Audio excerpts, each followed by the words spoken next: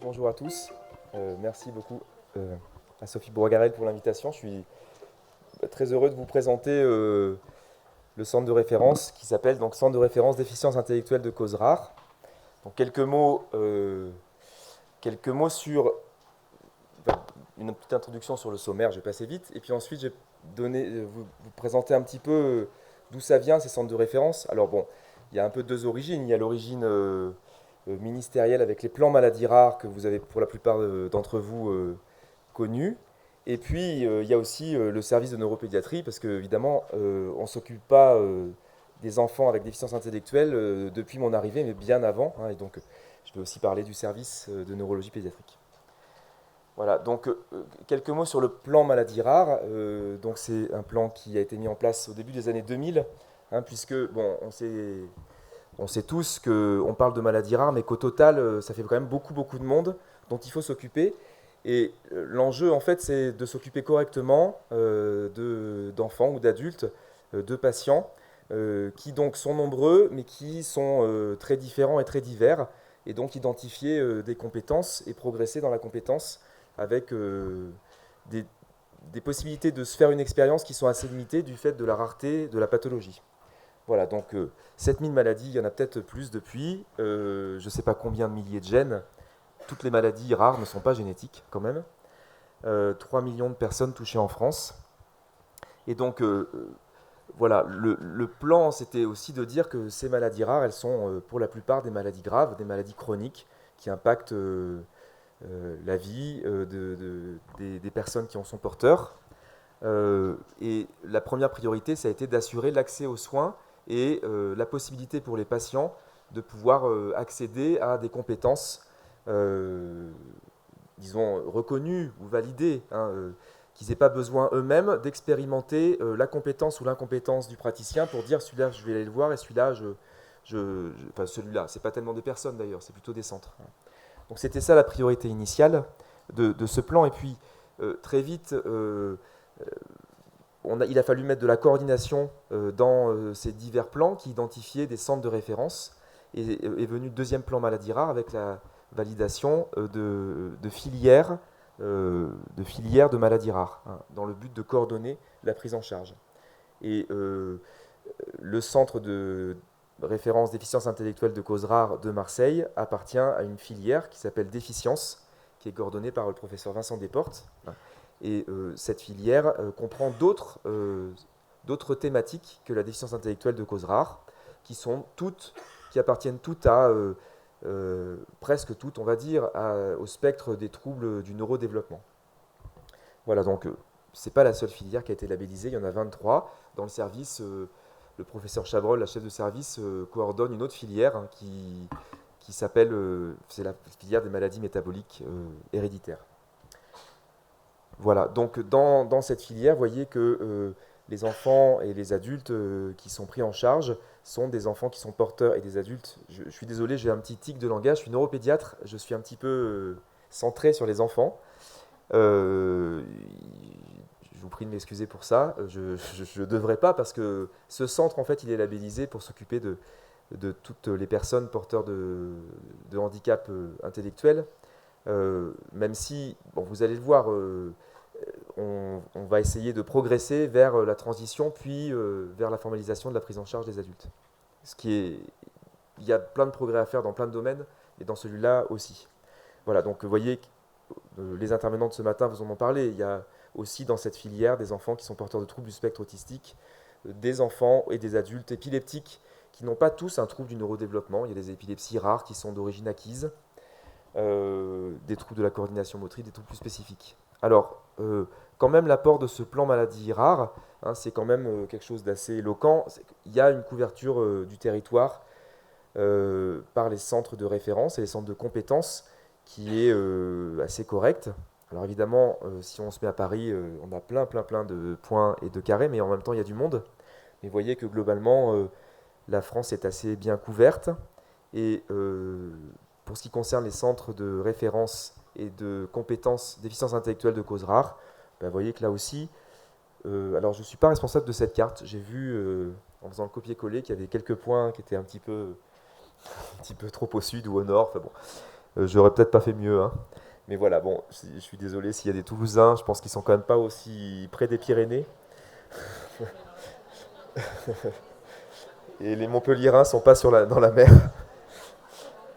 Bon voilà, et donc vous voyez que quand même, à peu de choses près, le territoire est bien couvert. Le centre coordinateur, donc qui coordonne tous les centres de référence et les centres de compétences, c'est le centre de Delphinéron, qui est sur la Pitié-Salpêtrière et Trousseau. Donc voilà en général, hein, la présentation de ces plans maladies rares. On est en cours de troisième plan maladies rares. Et notre centre, il a été labellisé après la labellisation des filières en 2017. Alors, je vais vous le présenter en toute modestie. Quand on présente un centre, on a envie de montrer de l'enthousiasme et à quel point on a envie de faire plein de choses et à quel point on fait les choses le mieux possible.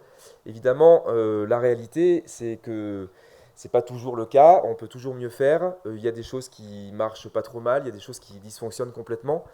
Et donc, je ne suis pas en train de vous faire la pub et vous dire que il faut impérativement passer par Marseille pour aller bien, hein, pas du tout. D'ailleurs, vous avez bien vu que globalement, le centre que je vais vous présenter, il est représentatif de tous les centres.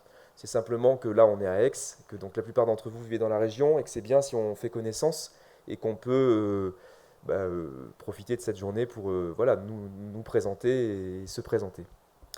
Donc le centre de référence de Marseille, il a une étiquette particulière parce que historiquement, depuis le professeur Mancini, le professeur Chabrol, euh, on a un intérêt, on va dire, en tout cas on essaie de développer une prise en charge spécifique des plus fragiles et des plus vulnérables des patients porteurs de déficience intellectuelle, qui sont les patients polyhandicapés. Et donc on a tenu à ce que le mot polyhandicap soit inclus dans l'appellation du centre de référence de Marseille, parce que ça ne veut pas dire qu'on ne s'occupe pas des autres, mais on a pensé que notre rôle devait être encore plus important dans ce champ-là pour essayer de progresser dans la prise en charge de ces patients.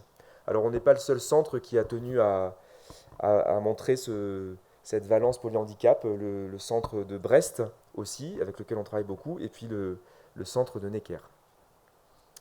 Donc ce centre, il est à Marseille. Il est, on peut dire, il n'y a pas de localisation, hein, c'est un centre virtuel, on ne rentre pas dans un beau bâtiment qui s'appelle Centre de référence déficience intellectuelle de cause rare. C'est quelque chose de virtuel qui correspond plutôt à un fonctionnement, une organisation et des personnes. Mais quand même, on a la chance de travailler à l'hôpital d'enfants de la Timone, où l'ensemble des spécialités du soin qui couvrent la pédiatrie sont représentées. Et donc, je vais vous présenter ce centre, mais il n'existerait pas, il ne fonctionnerait pas sans l'apport quasi quotidien des endocrinopédiatres, des pneumopédiatres, on en parlera un petit peu tout à l'heure, des orthopédistes pédiatres, des chirurgiens pédiatres, des neurochirurgiens. Vous voyez, en fait, plus qu'un centre avec quelques personnes qui ont été identifiées comme vraiment se positionnant pour être un peu à la pointe de la prise en charge du diagnostic et éventuellement de la recherche, de l'enseignement, c'est tout un hôpital qui a été labellisé. Voilà. Alors voilà les personnes qui sont vraiment impliquées dans ce centre. Alors il y en a quelques-uns qui sont vraiment importants à connaître si on veut nous côtoyer, nous approcher. C'est pas toujours facile hein, de prendre rendez-vous. C'est Sophie Colas, parce que c'est la coordinatrice du centre de référence. Et donc c'est son métier de coordonner la prise en charge, l'accueil des patients qui font partie du centre de référence. Alors, il y a une chose dont je n'ai pas parlé, c'est comment on fait partie de ce centre de référence. Hein, c'est comment on a son ticket d'entrée, parce que quasiment tous les patients que je suis, ils ont une déficience intellectuelle et ou une épilepsie, et donc ils sont dans un centre de référence. Hein, et ils ne sont pas tous au courant qu'ils sont dans un centre de référence, parce qu'il y en a certains pour lesquels je ne pense pas que ça leur apportera quelque chose de particulier. Et donc, c'est plutôt, c'est plutôt des patients pour lesquels on pense qu'on a besoin de développer quelque chose de plus que ce qui existe déjà à l'hôpital. Et donc, c'est des patients qui sont particulièrement identifiés. Mais quand on est un adulte ou un enfant et qu'on a une maladie rare pour laquelle on a des questions qu'on considère comme sans réponse ou pour lesquelles on pense que ça vaudrait le coup de revenir faire un tour dans une structure sanitaire, ben, on peut contacter Madame Colas, lui expliquer son histoire, ou les aidants peuvent expliquer, les familles, et puis on peut essayer de trouver une solution, enfin trouver une solution, dire si on peut effectivement apporter des réponses, dire si on peut enfin, trouver une solution pour que cet adulte, par exemple, soit vu en consultation par quelqu'un qui peut aider pour solutionner un problème. Donc la deuxième personne dont je voulais parler un petit peu plus longtemps, c'est Béatrice Desnoux, parce qu'elle, c'est donc une neuropédiatre qui a travaillé à Paris puis au Canada et qui a été, comme Sophie Colas, recrutée sur un financement qu'on a obtenu pour le centre de référence. Donc il y a une activité qui est vraiment dédiée à la prise en charge des patients qui relèvent du centre de référence, déficience intellectuelle de cause rare et épilepsie rare avec déficience intellectuelle. Et puis ensuite, je vous ai mis les photos de personnes qui sont très investies dans l'équipe, qui, la plupart d'entre elles, appartiennent au service de neuropédiatrie, à l'équipe depuis longtemps, hein, mais qui ont vraiment voulu et qui sont portés volontaires pour développer une activité à l'occasion de la labellisation du centre. Donc, vous voyez, une diététicienne, Aurélie, une neuropsychologue, Laetitia Parmentier, une psychologue, Pauline Catillon, et puis une assistante sociale, Céline Grenier, voilà, qui ont une activité dans le service, mais qui, au sein de cette activité, se sont réservés des moments qui sont dédiés à des familles qui relèvent du centre de référence et qui peuvent, pour lesquelles on peut avoir des idées pour améliorer les choses. Voilà, et puis je ne vais pas vous présenter toutes les personnes, mais en gros, alors là on est tous un peu apprêtés parce que c'était pour fêter la labellisation du centre. On n'est pas toujours comme ça dans l'hôpital. Mais voilà, en fait, on est assez nombreux. Vous connaissez certainement le professeur Chabrol ici, qui dirige le service de neurologie pédiatrique, hein, où depuis très longtemps, avant les plans maladies rares, ben, on s'occupait de ces enfants. Alors c'est vrai que ces plans, ça nous a permis d'avoir du temps, de réfléchir à des objectifs, à des priorités. Et puis, ben, il y a différents médecins du service qui ont toutes leurs spécialités. Et puis, il y a d'autres spécialités. Le professeur Dubuc est pneumologue. Les pneumologues, ils jouent un rôle très important dans l'accompagnement des patients qui sont très vulnérables. Des infirmières du service, des infirmières qui sont plus dans la coordination. Et puis, ben, tout le reste des spécialistes de la Timone qui, vraiment, je pense, tous, à un moment donné, s'occupent bien, je pense, d'enfants qui sont porteurs de handicap. Les gastro-entérologues pour les questions de transit, les gastrostomies, la nutrition, les endocrinologues pour les problèmes de puberté précoce ou de puberté retardée ou de poids trop important ou trop faible. Enfin, je pense que tous les spécialistes de la Timone, à un moment donné, ils voient des patients qu'on leur adresse ou qu'ils voient directement. Et puis, il y a l'équipe de génétique avec laquelle on travaille vraiment la main dans la main, qui est dirigée par le professeur Philippe, qui, elle aussi, coordonne un centre de référence, qui est un centre qui s'appelle Andirard et qui a déficience, c'est trouble du développement, hein. Donc, c'est des enfants qui ressemblent beaucoup aux nôtres, hein, c'est les mêmes, sauf qu'elle s'intéresse plus aux enfants qui ont un syndrome, hein, génétique, souvent avec un syndrome polymalformatif, une dysmorphie, qui pose des problèmes plus de prise en charge pluridisciplinaire. Et nous, on est plus dans le champ de la déficience et de ses comorbidités. Mais il y a beaucoup de patients qui pourraient aller dans les deux centres et qui vont d'ailleurs et qui sont pris en charge dans les deux centres. Voilà, alors après, je me suis dit que j'allais vous donner un peu des exemples de prise en charge qu'on a pu développer grâce à la labellisation. Alors, la première prise en charge qu'on a pu développer, dont on est fier, c'est une plateforme d'évaluation. On a beaucoup parlé d'évaluation ce matin. Euh, Avec le temps qu'on a eu et puis la réflexion qu'on a dû mener, on s'est dit que ça valait le coup de pouvoir évaluer, de prendre le temps d'évaluer certains enfants qui posent problème euh, parce qu'ils ont des difficultés scolaires importantes, parce qu'ils ont des troubles, des difficultés d'orientation. Les parents ou les enseignants ou l'équipe éducative n'arrivent pas à trouver de solution en termes d'orientation. Ou alors parce qu'il y a un diagnostic qui n'est pas posé. Est-ce qu'on est dans le champ de la déficience légère ou des troubles, on va dire, multidis, hein, c'est plutôt à ces patients qu'on s'adresse. Alors c'est vrai que 50 par an, c'est vraiment rien par rapport à tous les patients pour lesquels ce genre de problème se pose. Mais l'idée, je pense que c'est un peu l'idée de tous les centres de référence, c'est d'essayer de mettre en place des concepts, montrer que ça marche et de pouvoir exporter à plus large échelle, hein, évidemment. Sinon, dans 50 ans, on n'aura pas fini de voir la moitié des patients. Voilà, donc l'idée, c'est de se dire, on essaie de montrer que ça marche, qu'on peut quand même, en une demi-journée, un peu plus, évaluer correctement les enfants, à condition évidemment d'être en relation avec les équipes qui voient les enfants au quotidien, éducatives, rééducatives. C'est ça qui prend du temps et qu'on peut, la plupart du temps, j'espère, proposer des prises en charge ou en tout cas des orientations ou des adaptations qui sont pertinentes. Donc voilà pour cette plateforme. Alors c'est vrai qu'on pourrait discuter des patients qu'on rencontre. C'est vrai que nous, on a l'impression que là, la problématique vraiment importante pour l'évaluation, c'est les enfants qui sont porteurs de déficiences légères, qui sont souvent, disons, qui sont limites, quoi, hein, qui sont souvent un peu ballottés entre déficiences légères, orientation ou maintien en milieu ordinaire avec des rééducations très intensives.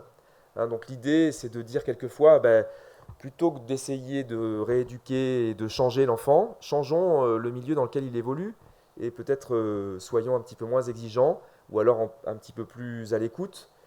Servons-nous des points forts et des points faibles plutôt que de vouloir toujours normaliser par la rééducation qui quelquefois est très intense et qui peut parfois être difficile pour ses enfants. Bon, c'est un exemple qu'on donne, on ne dit pas toujours ça, hein, mais il y a des fois où on se dit il suffit, et c'est souvent bien accepté, de dire ben voilà, diminuons un peu notre niveau d'exigence en termes de vitesse d'apprentissage, et peut-être que du coup, il y aura moins besoin de rajouter de la rééducation à la rééducation. Bon, puis la deuxième activité de soins qu'on a montée, qui existe, pour être très honnête, elle existait un petit peu avant la labellisation, mais en tout cas, ça nous a donné un grand coup de pouce d'être labellisé. C'est une consultation pluridisciplinaire pour les enfants qui sont particulièrement vulnérables. Hein, donc on est vraiment dans le soin, des enfants qui sont la plupart du temps en institution, parfois à domicile, parfois qui arrivent de pays étrangers, dans des situations un peu précaires, et qui ont besoin assez rapidement d'avoir une évaluation qui ne relève pas du neuropédiatre seul. Donc ça, on en voit aussi, on en voit un peu plus, 120 par an, parce que ça, pour le coup, on a besoin d'une structure assez lourde pour pouvoir évaluer correctement ces patients. Et donc, vous voyez qu'il ne voit pas qu'un neuropédiatre. Il voit aussi des pneumologues, médecins éducateurs, nutritionnistes, médecins de la douteur, odontologues, et puis si besoin, un orthopédiste, un endocrino un peu poussé en ORL. Voilà, l'idée, c'est pour la famille de venir une seule fois à la Timone. Quand on connaît la Timone, c'est bien de venir le moins souvent possible. On est bien conscient de ça. Et puis, j'espère que c'est uniquement pour l'histoire de parking hein, et de circulation. Et puis, pour les soins et pour les familles, c'est aussi pouvoir rencontrer des gens qui se parlent, puisque quand même une des remarques insistantes des familles, c'est ok, on voit des gens qui sont très compétents, mais à un moment donné, on compte sur nous pour faire le lien, c'est un petit peu angoissant. On a l'impression que si on a oublié de dire à votre collègue ce que vous avez dit, personne ne va lui dire. Et donc, bon, là, c'est un temps où il y a une synthèse. On est tous autour de la table, pas toujours avec le patient, parce qu'ils, pour des raisons pratiques, hein, ils sont 6 à la fois, mais en tout cas, nous, à un moment donné, on est tous autour de la table et on prend le temps de tous se mettre d'accord sur ce qui nous paraît important. Donc voilà pour deux exemples de soins qu'on a pu mettre en place. Alors, il y en a d'autres, on pourra en discuter. Alors pour la recherche, là pour le coup, on est un petit peu en dehors du champ du centre de référence, mais j'en profite pour rendre hommage à deux grosses équipes, deux gros labos de recherche à Marseille, parce que grâce à eux, on peut quand même, voilà, on peut avoir des perspectives de progrès, ne serait-ce que par l'augmentation des connaissances. Et moi, je trouve que c'est quand même déjà primordial hein, de dire on en connaît plus sur la cause de la déficience ou du handicap de votre enfant ou de votre grand-enfant ou de votre frère ou de votre sœur. En soi, je pense que ce n'est pas inutile. Et puis peut-être un jour, on aura des pistes. On en a déjà un petit peu de temps en temps. Alors on n'est pas à l'air de tout régler très facilement. Et je pense qu'on n'en est vraiment pas tout près. Mais c'est quand même assez excitant de se dire que de plus en plus, quand on a la cause de la déficience, ben, on peut passer un quart d'heure avec les parents pour leur expliquer ce qu'on sait de ce gène, ce qu'on sait du fonctionnement de telle ou telle fonction dans le cerveau, ce qu'on sait de telle ou telle aire dans le cerveau, ou ce qu'on sait de telle ou telle étape de développement. Ça, je pense que ça fait partie maintenant des consultations de neurologie pédiatrique. Voilà, alors l'équipe de Laurent Villard et de Jean-Christophe Roux, donc, qui est au MMG, qui est dirigé par Nicolas Lévy, très intéressé par vraiment la recherche translationnelle, aller du patient à la paillasse, à la paillasse, des modèles animaux, et revenir le plus rapidement possible au patient. Alors, c'est des approches qui quand même ont montré une certaine efficacité dans un certain nombre de Rett. Je pense que c'est grâce à cette équipe qu'il y a eu un des premiers essais au monde randomisés contre placebo. Hein. Il y a des familles qui ont accepté que leur enfant ne reçoive que le placebo pendant une période assez prolongée pour pouvoir être comparé aux enfants qui reçoivent le traitement. Et donc, bon, l'essai, il a montré plein de choses intéressantes, hein, que c'est difficile de faire des essais contre placebo dans les maladies rares, c'est difficile d'avoir des grands nombres, c'est difficile de montrer des effets sur des problèmes aussi importants que le polyhandicap en 3 mois, et en même temps, on ne peut pas exposer les enfants pendant 2 ans avant de mesurer un effet. Hein. Sur le plan éthique, c'est compliqué, ça veut dire 2 ans de placebo, c'est quand même... Et donc, ça nous a beaucoup amené à réfléchir sur la pertinence des essais dans les maladies rares, et on essaie nous et d'autres, hein, bien sûr, de réduire les effectifs, de réduire les durées d'exposition, et tout ça pour améliorer la sécurité des patients. Et continuer à progresser, parce qu'on ne progressera que si on valide quand même les interventions qu'on fait. Voilà, et puis on a la chance à Marseille d'avoir un deuxième, il n'y en a pas que deux, hein, mais c'est les 2 laboratoires avec lesquels on travaille le plus. Deuxième laboratoire de neurosciences qui a une dimension, qui a une dimension vraiment internationale, c'est l'INMED à Lumini, qui fait de la recherche fondamentale sur le neurodéveloppement, hein, mais qui depuis des années travaille sur la description, la compréhension des mécanismes impliqués dans le développement du cerveau. Hein, comment des cellules qui ne parlent pas entre elles à la fin du 3e mois de grossesse font que à la fin de la 15e année, quand tout va bien, on est capable de faire des choses aussi compliquées que de réfléchir en même temps que de regarder la télé, de répondre à son grand enfant et de boire un coup. Hein, bon, l'INMED fait vraiment partie des labos qui sont en pointe dans la description de tous ces mécanismes. Et donc, avec l'INMED aussi, on a des projets de recherche, parce que, comme beaucoup de chercheurs, ils sont aussi intéressés par la pathologie, hein, ils sont intéressés, ils ont envie de rendre service, ils ont envie de mieux comprendre ce qui se passe quand le cerveau ne se développe pas comme attendu. Et donc, il y a des équipes à l'INMED qui travaillent sur des pathologies spécifiques du développement. Voilà, alors, voilà pour la recherche. Pour ce qui concerne l'enseignement, alors je vous ai mis un exemple, on fait comme ici, là, c'est bien qu'on puisse nous rencontrer, parce que c'est ça l'enseignement aussi, hein, c'est partager les connaissances qu'on a tous sur les maladies rares, sur les déficiences intellectuelles. On a fait une journée d'enseignement avec les professionnels des institutions sur les problèmes posés par l'épilepsie. Alors je voulais aussi, j'ai une diapo que je n'ai pas mise, mais parce que j'y ai pensé plus tard, c'était trop tard, mais je voulais quand même parler d'une étude qu'on a fait avec Alain Minguez, qui est psychologue clinicien en ESAT dans la région Rhône-Alpes, qui est venu faire un stage dans le service et qui était embêté, qui était frustré parce qu'il travaille dans un ESAT avec des adultes et il voyait bien ces adultes porteurs de déficiences intellectuelles légères à modérées progresser. Et en fait, quand il leur administrait des échelles de Wechsler, il ne voyait pas la progression. C'est-à-dire que l'efficience intellectuelle, les capacités de raisonnement abstrait, etc., ne bougeaient pas avec le temps.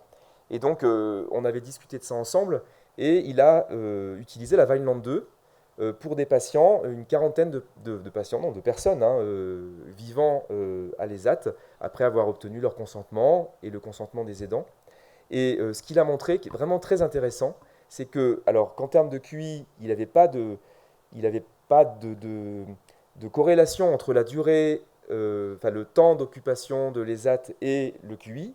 Il avait une corrélation pour le Vineland. Et il a montré que les adultes qui étaient là depuis longtemps avaient des scores de socialisation, de compréhension des codes sociaux, d'autonomie et d'adaptation sociale qui étaient significativement plus élevés que les plus jeunes.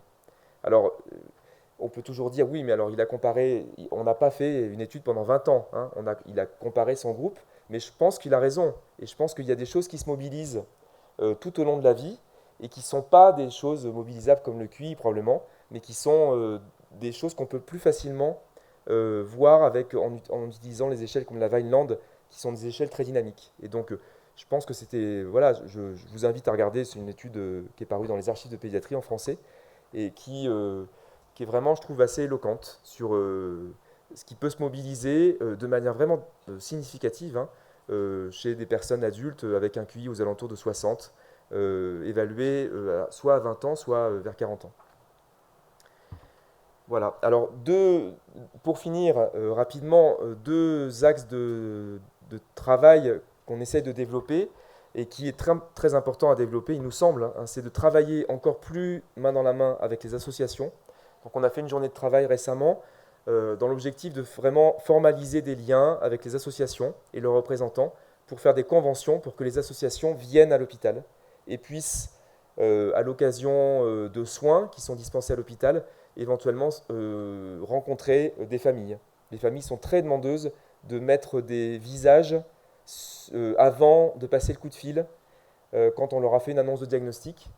Et nous, on est très demandeurs que ces familles puissent rencontrer les associations parce qu'on est persuadé que pour la plupart des familles, les associations ont un rôle vraiment